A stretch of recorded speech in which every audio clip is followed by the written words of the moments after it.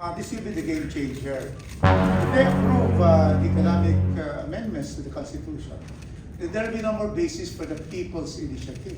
Our RBA 6 here really is only economic amendments. No abolition of the Senate.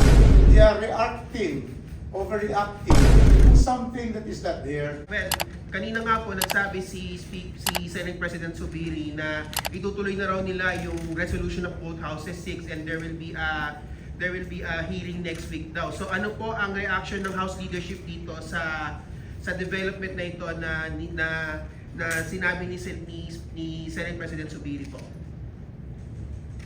Well, we welcome that development because that is what we agreed and have been waiting for since the start of this year. They filed resolution of both houses number 6 and I think on Monday na po. Okay, thank you. Teaser lang po. Kung teaser. Baka may teaser lang. Teaser lang. Teaser lang.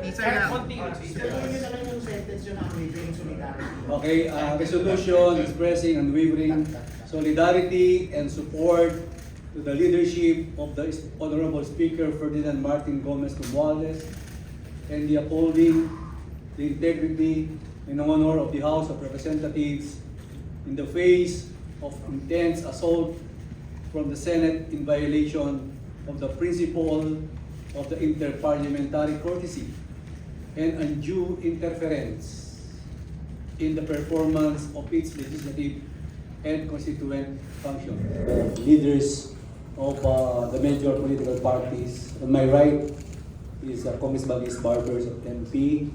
Of course, our chairman of the Council Amendment, Congressman Rufus. My left is Deputy Speaker J.J. Suarez. On my left also Congressman Duavit of NPC.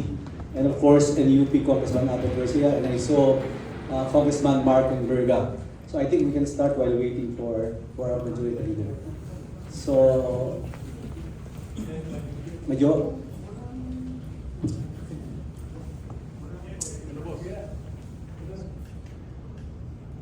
Medyo, dito ka. Dito, Chair. Dito ka na. Kong Gigi. Sabi, pare. Kong Gigi.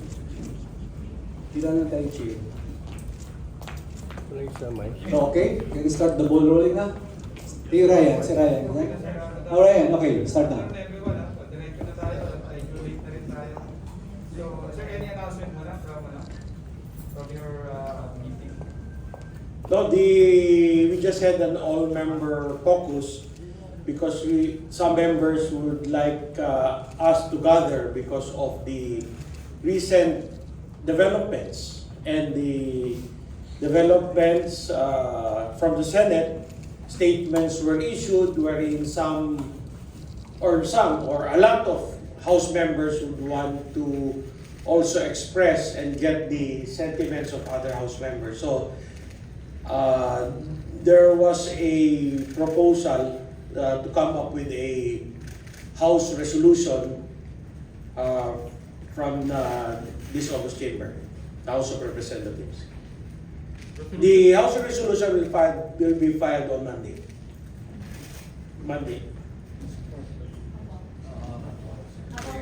Maybe I will just wait for it to be filed on Monday to be official. Yeah.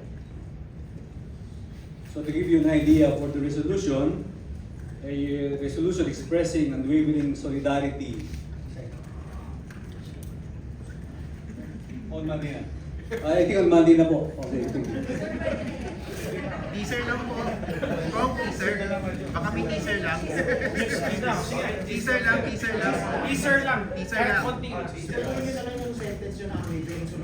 Okay, resolution expressing unwavering solidarity and support to the leadership of the Honorable Speaker Ferdinand Martin Gomez Romualdez and the upholding the integrity and honor of the House of Representatives in the face of intense assault from the Senate in violation of the principle of the interparliamentary courtesy and undue interference in the performance of its legislative and constituent function.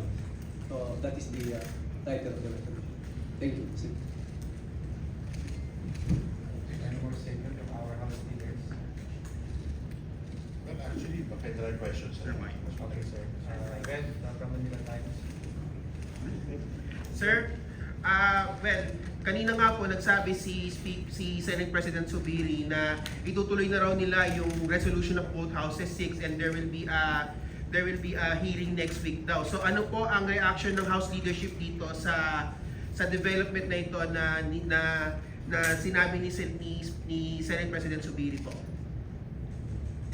Well, we welcome that development because that is what we agreed and have been waiting for since the start of this year. They filed resolution of both houses number 6. And in fact, if we backtrack that resolution of both houses number 6 filed by the Senate President, Mitsubiri, even gave them a timeline that they will pass it this March. So the House, we are patient enough in waiting for them to pass it this March. So maghintay po ang House. So we would like to thank our counterparts in the Senate for finally sitting down as what we were requesting. Let's bring it up to a higher level of discussion, particularly, which is the meat of the matter, the economic amendments that has to be made to help this country. The economic amendments to update that 37-year-old Constitution. So, maghihintay po kami. Nagsabi naman po ang Senate President na gagawin nila to, ipapasa nila by March, so the House of Representatives will have that patience in waiting for them to transmit it to us before our Holy Week break. Maghintay po kami. Kayo po, wala na po. Yes, precisely. As we have stated in the previous press conference, this will be the game changer. If they approve the economic amendments to the Constitution, then there will be no more basis for the people's initiative. Our RBA 6 here really is only economic amendments. No abolition of the Senate. They are overreacting on something that is not there. And so therefore, we support the Senate President and the Senators, hopefully that they're going to approve this before the Holy Week. We just have some requests to include a total, comprehensive opening of our economy. They only have 3. They have public utility, they have education, and advertising.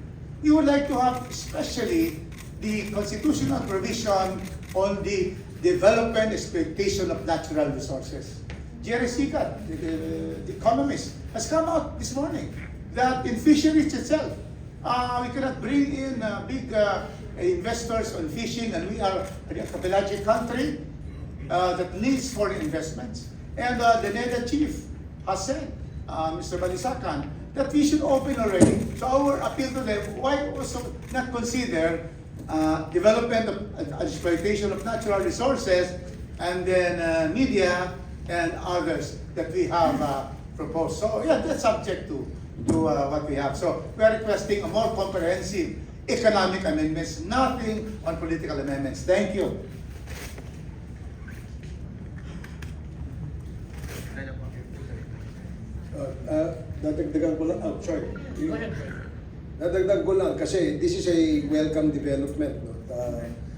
Tayo po ay nasisiyahan dahil at last may schedule na, madidinig na itong RBH 6. But let me just refresh the memory of everyone that for the last several days, yung ating speaker po ay nagpahayag at sinuportahan po ito ng ating mga kasamaan sa Kongreso na kami po ay willing to embrace the version that the Senate will pass. Dahil po sa Senate po manggagaling yung version ng economic amendment sa ating Constitution, therefore, they will be assured that we will not take up any political provision for that matter. So, Again, let me reiterate that the Speaker, as the head of the 311 members of this House, has manifested his desire to embrace the version that the Senate will pass in this RPH. Hello, good afternoon. On our part po, actually masaya kami no, dito sa nangyayari sa Senate na nag-schedule na sila na meron silang hearing. Like I said 2 days ago, in an ideal world nga, yung mga debate mangyayari sa opisyal na kapasidad. And I think that is the beginning of that. Now, any start is, just to start it is good. If it ends up in whichever mode that is agreed upon by both houses, ang sabi ko kanina sa meeting, ang view ko doon is, alam mo, minsan yung debate mas importante sa resulta. Mapalitan man o ang konstitusyon o hindi, ang maganda yung napag-usapan. No? So, that is our view. We already are on record as to what our views are towards this. Makikita niyo naman sa record natin yung mga pangalan namin, lahat na panindigan na rin namin. And we're looking forward to that happening also in the Senate. Maski ano man ang desisyon nila, nandun din naman ang mga pangalan nila at ang mga stand nila. So yun, and we respect them. A lot of them were our colleagues, and I think this is the start of things simmering down and getting back to work. So we welcome it very much. Thank you.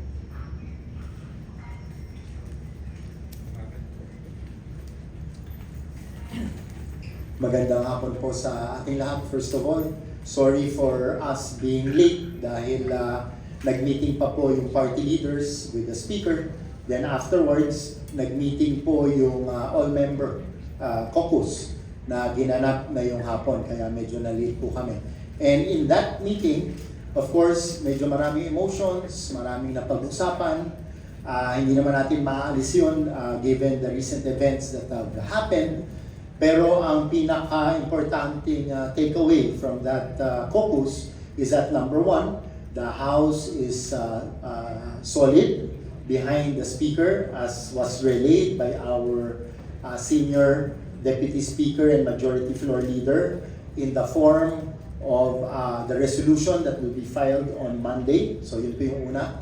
Pangalawa, kahit na medyo nasasaktan yung ating Speaker, ang instructions niya po sa ating mga kasamahan dito sa House of Representatives ay huwag nang palakihin yung issue, tayo po'y magtrabaho na. Nang sa ganon ay yung ating trabaho ay talagang pakinabangan ng ating mga mamamayan.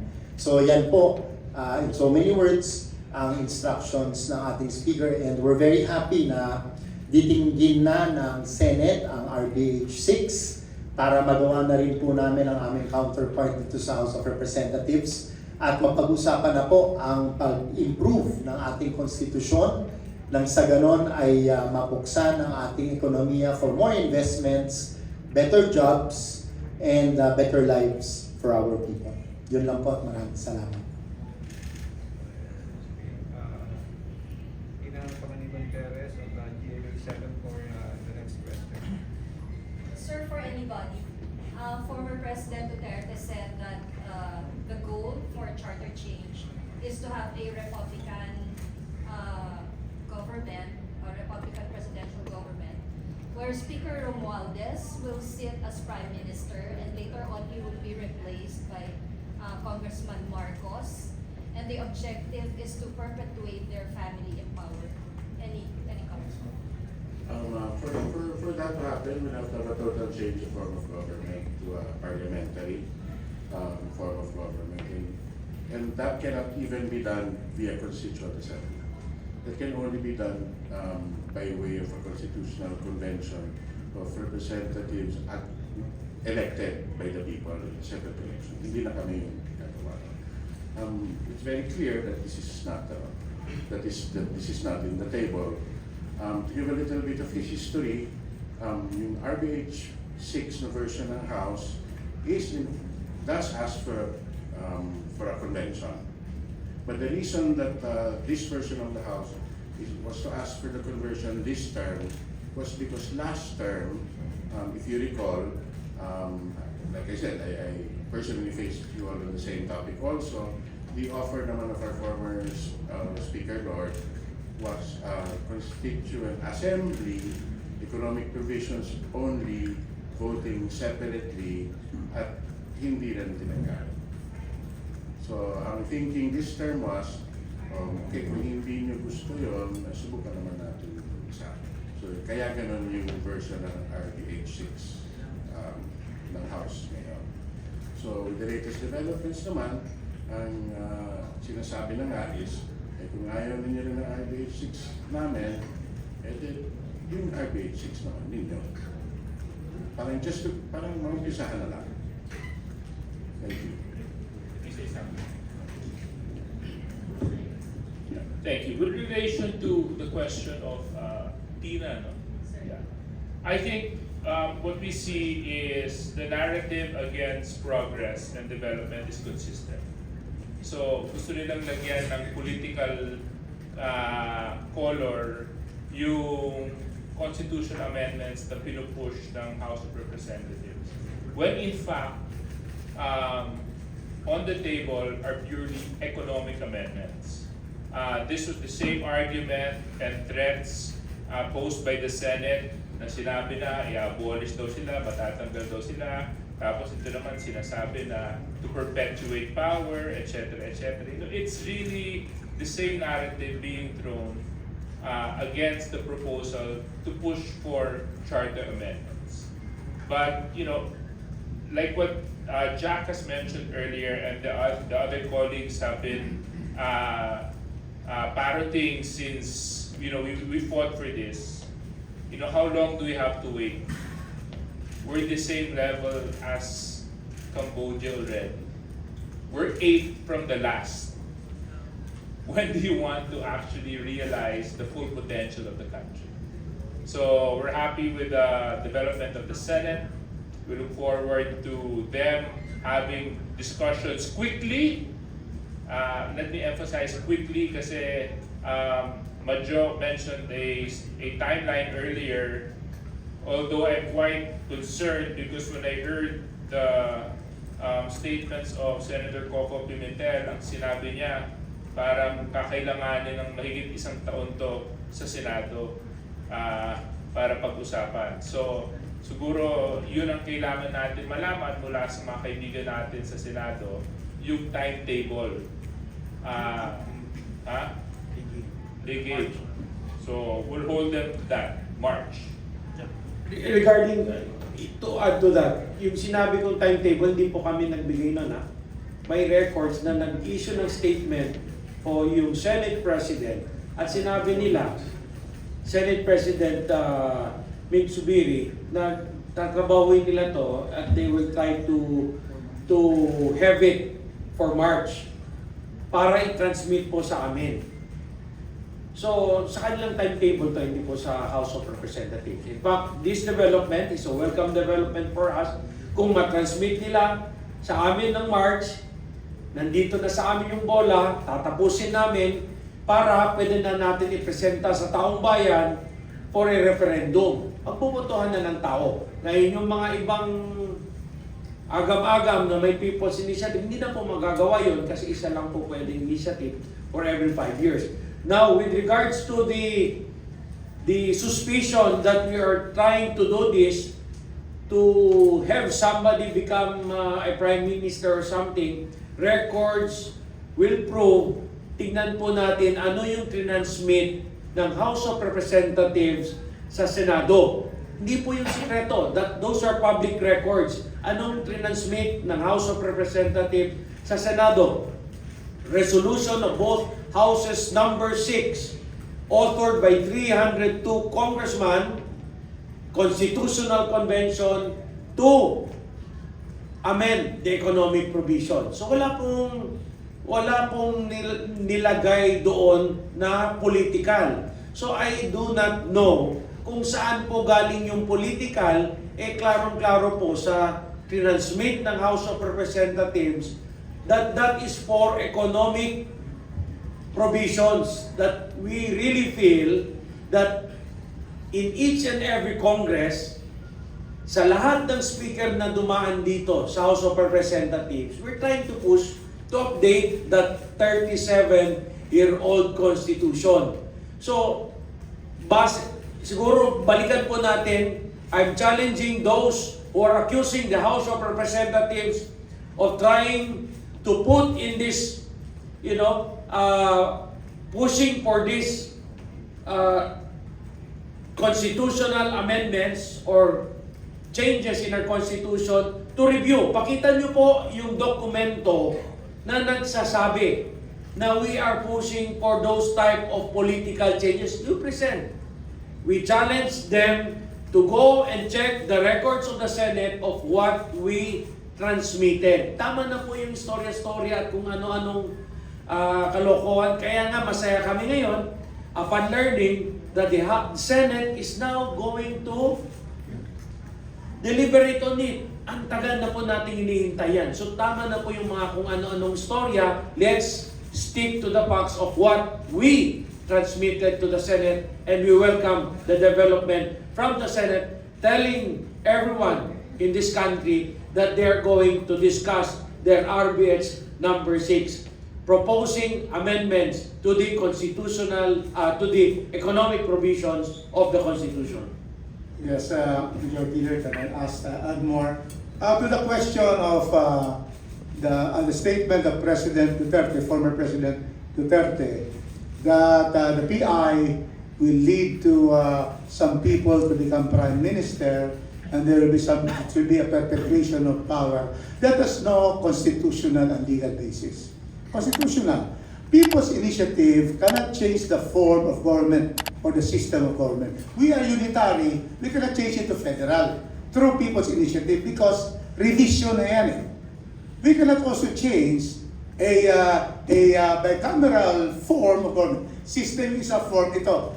A bicameral form of government into a unicameral form because the PI will only be for amendments. Now, we therefore can see that there is no basis in that, and also on the law on people's initiative, clearly amendments lang. So it can never happen through this PI that there can be a change to parliamentary to have elections for prime minister. And so therefore, that is very clear. It has no legal and constitutional basis to say that this is for, PI is for perpetuation of power of election of prime minister. So that is very clear. Thank you. Isabel Daniel, for her question. Honorable Congressman and ladies and gentlemen, gusto ko lang po itanong sa lahat po ng mga congressman, pwede pong hindi kayo, pwede pong mag-skip kung ayaw yung sagutin. Tungkol po ito dun sa sinasabi po ni Baste Duterte na pinapababa po niya ang Pangulo natin. So dito po may mga sumusuporta, mga naniniwala, pero marami naman talaga ang suporta ng ating Pangulo nga po, Marcos. So gusto ko pong hingan ng bawat kongresista po na nandito ngayon kung ano po ang inyong masasabi tungkol dito. I guess nasa akin yung microphone. I think si Mayor Baste already gave a statement. Nag-statement na siya, nakita ko sa front page kanina. Respetuhin na lang yung statement niya. No? Hindi na para hindi pa tayo maglagay ng gasolina basa. No? Yung statement na po siya eh. So, ako personally, I just leave it at that.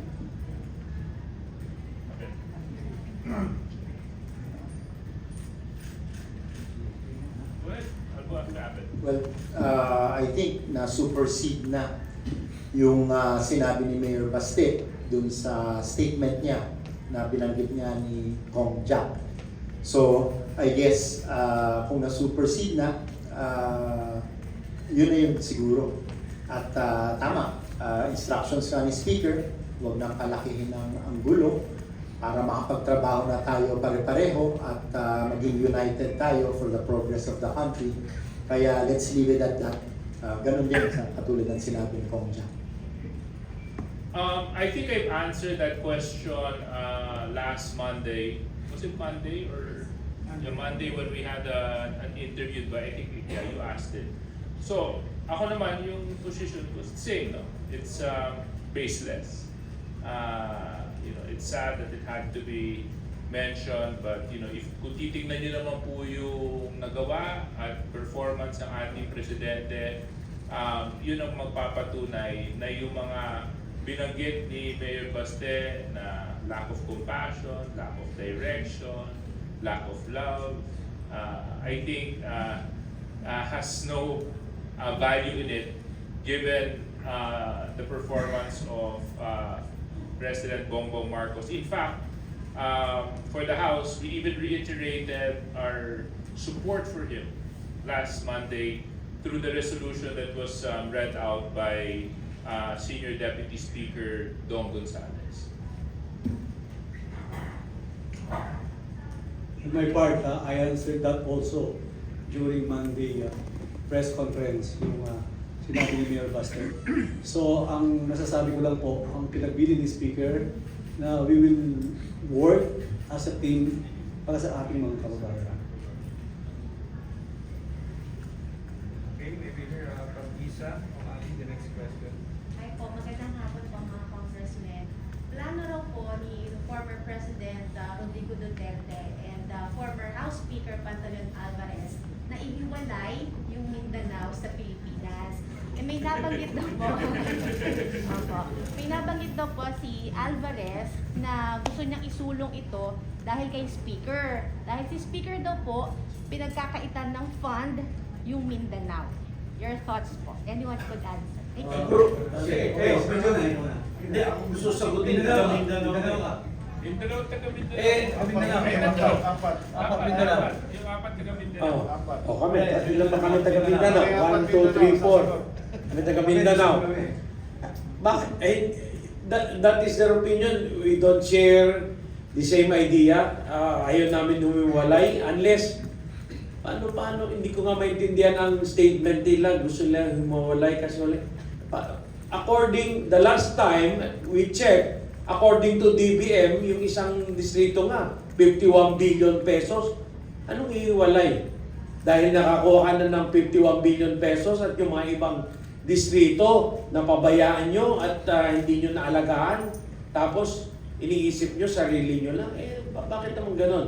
No? So why I don't see right now we're good and I don't see any benefit for this country, for Mindanao to separate. Tapos pag titingnan mo ng buo, hindi maganda sa ekonomiya na hihiwalay yung Mindanao, may iwan eh. So I still believe that we have it is of more benefit that Mindanao be part of this republic. Pag umiwalay siya, madidihado pa. Okay lang siguro yung mga nakakuha na ng 51 billion pesos na sa kanilang distrito o sa kanilang syudad. Paano naman yung mga wala pa? Ihiwalay nyo na. So, I disagree with them. Good afternoon. Tinitingnan ko yung seal ng house. Tanggalan ng isang star yun, dalawa na lang. Gusto ng Visayas Mindanao yan, magtanggalin mo, dalawa, pangit-pangit. Going back to history. Alam niyo po, yung Mindanao Independence Movement, nangyari po yan sa Cagayan de Oro. Buhay pa po ako, namatay na yung tatay ko. In fact, meron po akong passport noon. And it was started by a former mayor and member of the Itiring Batasan Pambansa na ilulons niya yun para for his presidency. So, hindi talaga naka-take off. If I'm not mistaken, it was the late mayor of Cagayan de Oro, Ruben Canol. And kinausap niya ang tatay ko dyan. My late father was a congressman then about his plans of being a president. That was his slogan, Mindanao Independence Movement. Pero hindi naka-take off po yun. As I said, may dollar pa sila, mayroon pa silang passport na gagawin yon. Pero doon pa lang, it was just only a slogan for him for running probably for the presidency or Senate. Eh, wala nang iba. Pero kung sasabihin mo pihik or talo sa releases, I don't think so. I don't think so now, hindi now, lalo na ngayon. No?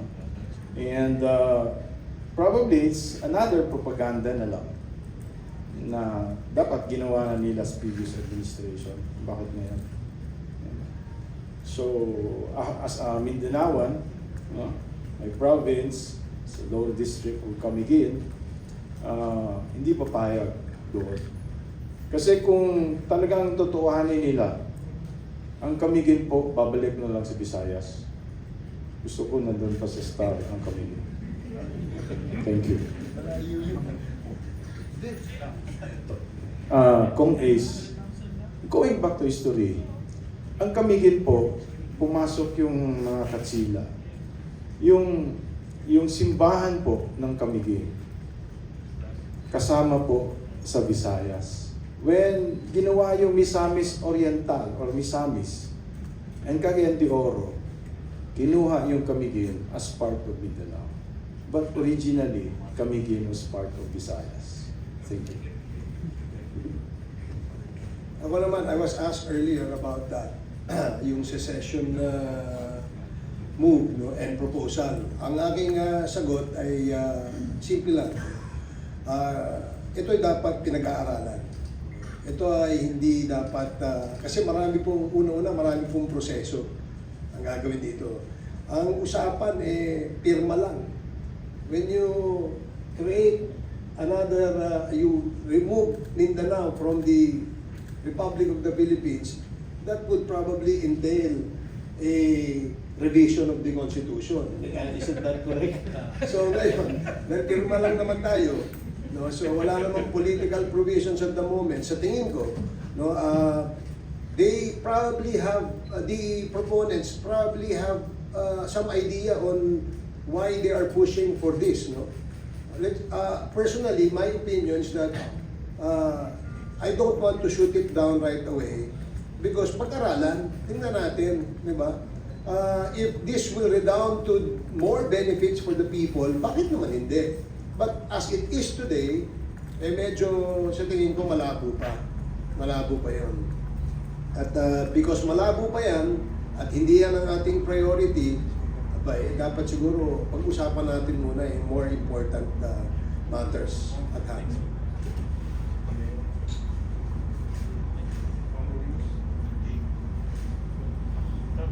Okay, I am from Cagayan de Oro, Mindanao, Republic of the Philippines. So, the statement of the president, former president, and former Speaker of the House, the former president was 6 years president in our country. There was no call for an independent Mindanao. Speaker Alvarez was 3 years Speaker of the House. There was no call from him on seceding Mindanao from the Philippines. So now they're not the president anymore or the speaker, and then they don't want to give a chance to President Marcos. Under Batang Pilipinas is only 1.5 years, and 1.5 years, correct, of his term.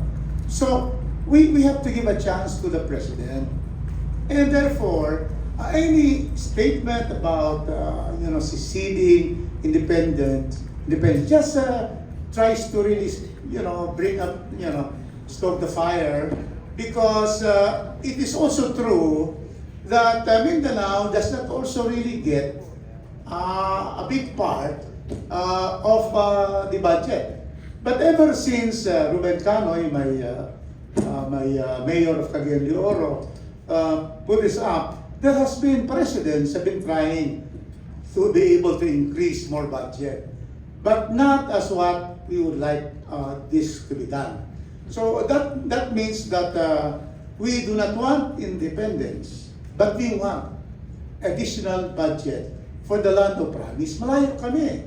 We are far from the centers of power and governance. And that is why now, with President Duterte and Speaker Alvarez saying that, I tell you, many who have also felt the poverty in Mindanao has some sympathy for this. But I am saying that let's give a chance to this administration with President Bongbong Marcos, who is inclusive, including Mindanao, to be able to provide, fulfill the promise of Mindanao. And I am confident that with the President, we will be able to increase more budget, especially we're going to the budget process for this coming August, to precisely to stop this kind of, trying to, have a heated, you make our people, go on this and think about it. To be able, through progress, through development, stop all this kind of proposals, because we want to be strong, united Philippines. Thank you. Sir, si former President Duterte now, pretty much the answer, is preparing to question yung charter change sa Supreme Court. What is your reaction?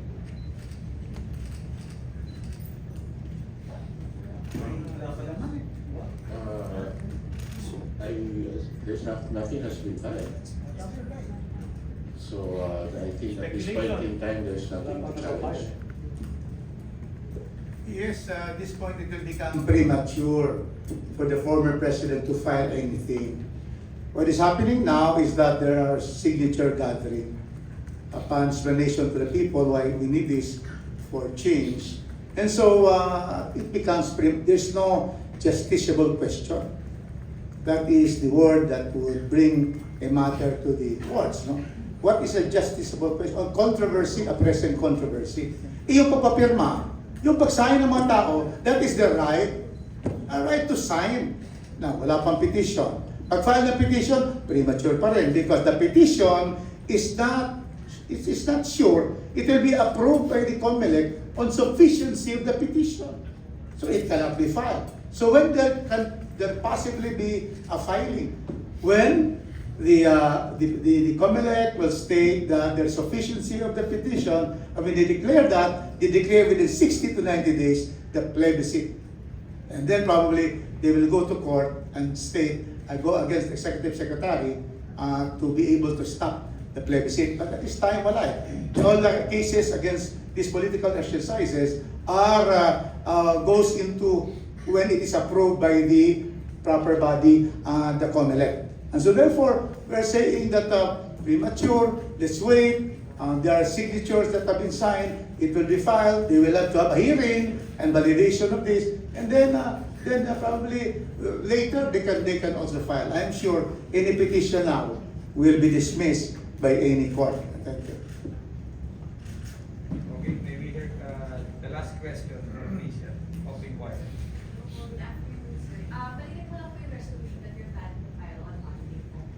You've mentioned kanina that since the Senate is already planning to discuss RBH 6, masaya na po sila, and we're hoping, as Kong Robin said, na this will simmer down tensions between the House and the Senate. But the wording of the resolution, of course, we haven't seen it, but it seems very strongly worded po. So, do we fear na it might escalate tensions again once you file it on Monday? Looking naman at the statement, with due respect to the Senate, sometimes strong statements require strong answers. No? So, hindi naman nakakasakit. Strong, yes, but that only shows how serious we take it. Okay, okay na tayo. Thank you. Thank you, sir. Thank you.